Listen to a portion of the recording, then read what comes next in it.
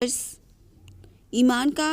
अपने किए गए फैसलों पर पछताने के अलावा अब उसके पास कोई चारा नहीं होगा, क्योंकि सैरिश को अपने घर में लेकर आना उसकी ज़िंदगी की सबसे बड़ी भूल होगी और इस भूल पर अब उसके पास पछतावे के अलावा कोई भी चीज़ नहीं होगी, क्योंकि उससे मोहब्बत की हामी बढ़ने वाला उसका शौहर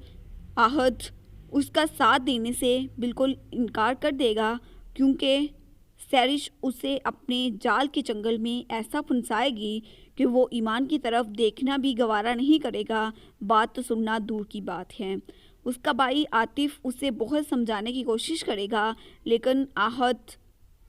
शिफा की बातों में आकर किसी की बात भी नहीं सुनेगा और ईमान रोती बिलकती हुई अपने फैसले पर पछताती हुई अपने पेरेंट्स के घर पर पहुंच जाएगी और वहां भी जाकर उसके पास सवाए पछतावों के कुछ नहीं होगा। दोस्तों, ड्रामा सीरियल मैं अगर चुप होगी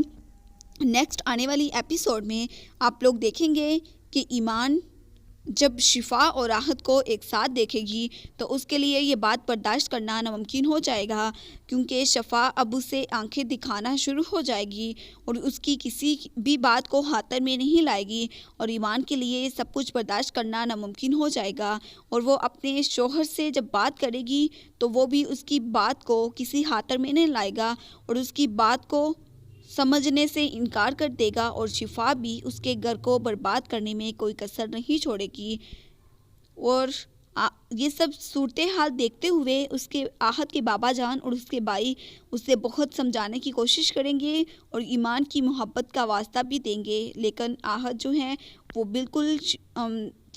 सैरिश का हो चुका है और वो सैरिश से अब मोहब्बत की हामी बढ़ना शुरू हो चुका है, तो वो किसी की बात को भी नहीं सुनेगा, सिर्फ और सिर्फ ईमान को तन्हा इस दुनिया में छोड़ देगा और ईमान देखती ही रह जाएगी कि उसी की बहन ने उसके घर को बर्बाद कर दिया। आई होप सो कि आप लोग मेरी वीडियो अच्छी लगी होगी। अगर अच्छी लगे तो इसे लाइक कीजिए और अगर अब न्यू है तो सब्सक्राइब कीजिए। अल्लाह हाफिज़।